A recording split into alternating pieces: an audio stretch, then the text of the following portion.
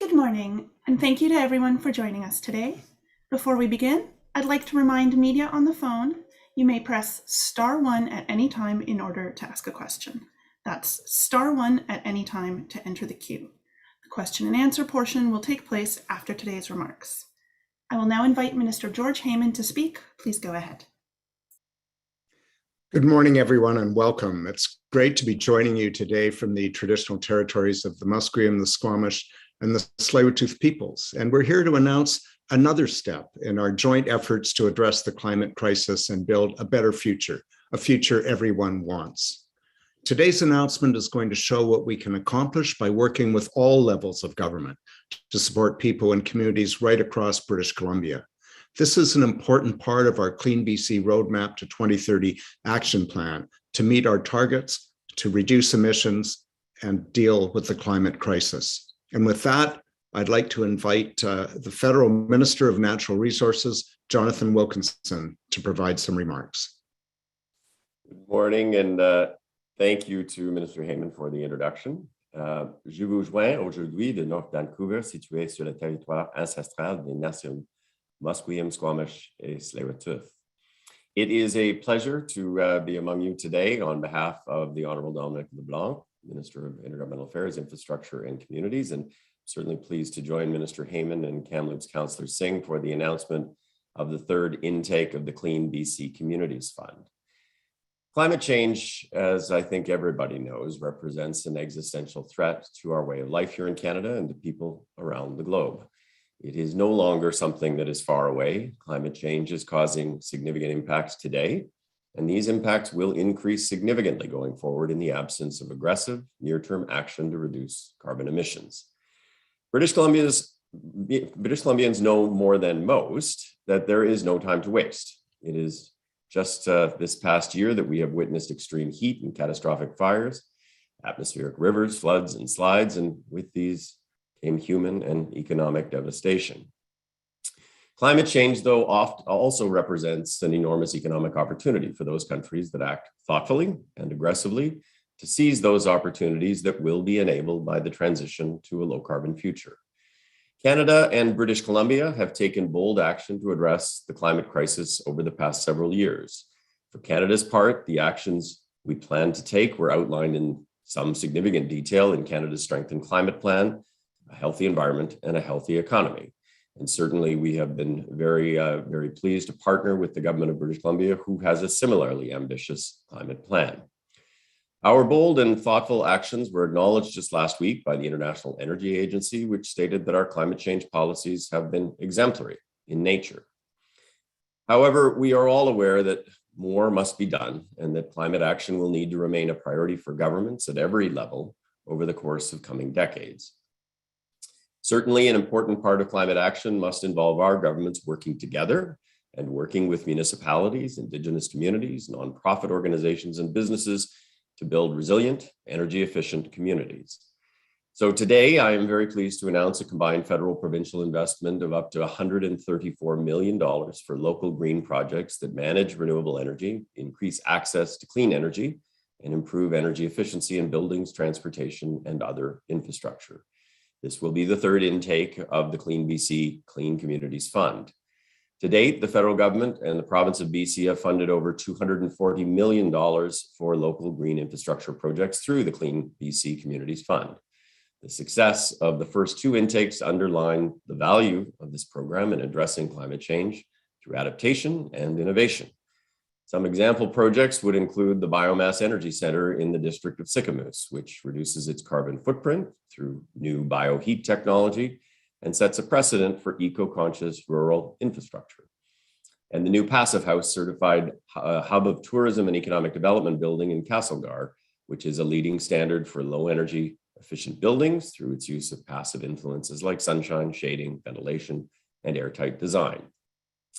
These types of projects help us to reduce emissions and enhance resilience, all the while creating jobs and economic opportunities here in British Columbia. Beginning a week from Wednesday, the third intake of CleanBC's Communities Fund will open, representing another step on our path towards a healthy, and a prosperous low-carbon economy. Thank you very much for joining us today. Let me turn this back now to Minister Heyman.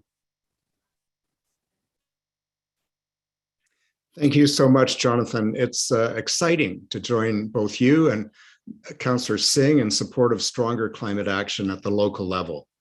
We've seen, and I know you agree with me on this, local and Indigenous governments showing incredible leadership fighting the climate crisis. And they're looking for strong partners at every level of government. So we recognize the importance of supporting these efforts. Today, we're increasing our commitment with record amounts of funding through the CleanBC Communities Fund, up to $134 million jointly with the federal government. The science is absolutely clear that we need to rapidly move to cleaner energy in absolutely everything we do.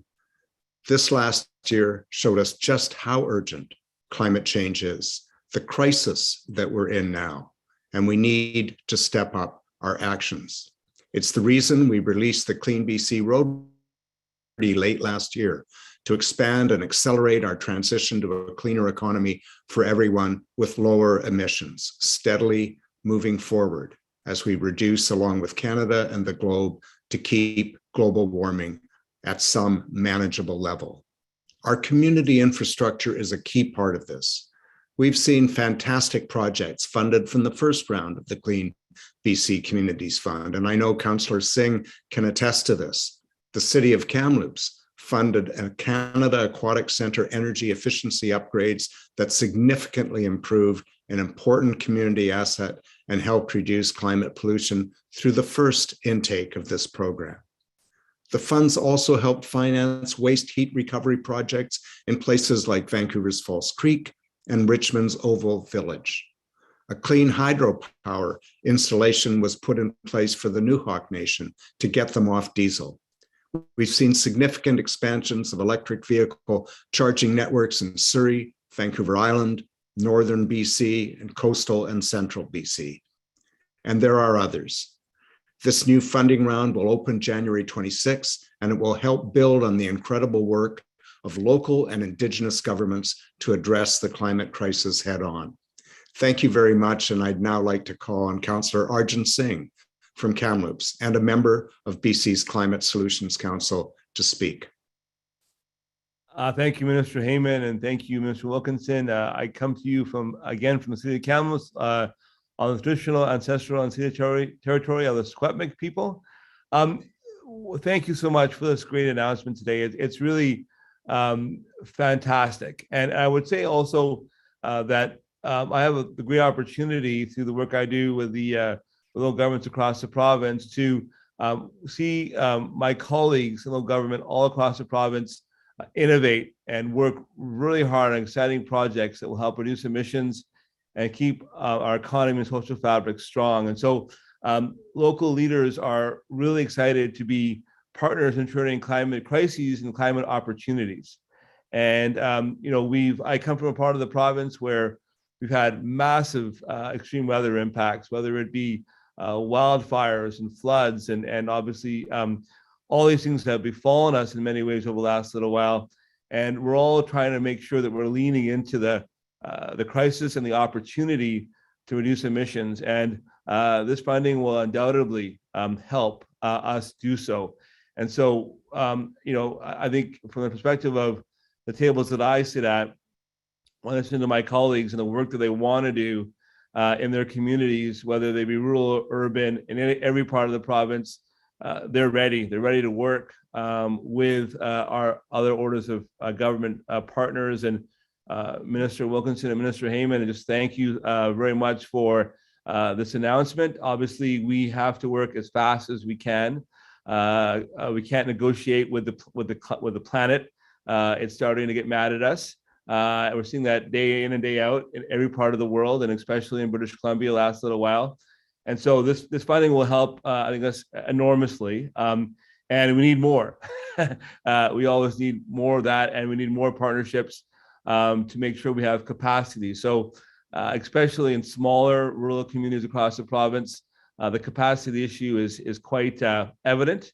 And this money will help. And whatever we can do also to help communities, we're a willing partner, I think. And I know that my colleagues on the UBCM board will be excited by this as well. I'm not no longer on the board, but I'm a past president. So it's a very exciting day for all of us. And thank you again.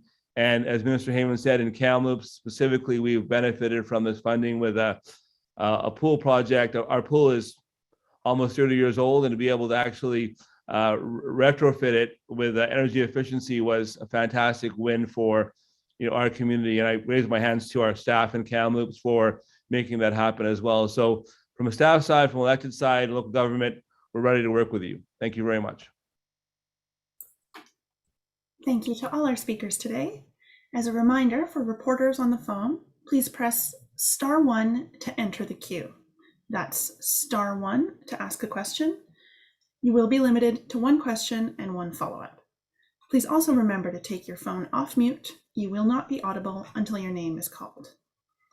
We're now checking the phone lines for questions, and it looks like we may have answered all of today's questions because we don't have any questions. So that is all we need for today. So thank you to everybody for joining us, and this will conclude today's event. Thank you.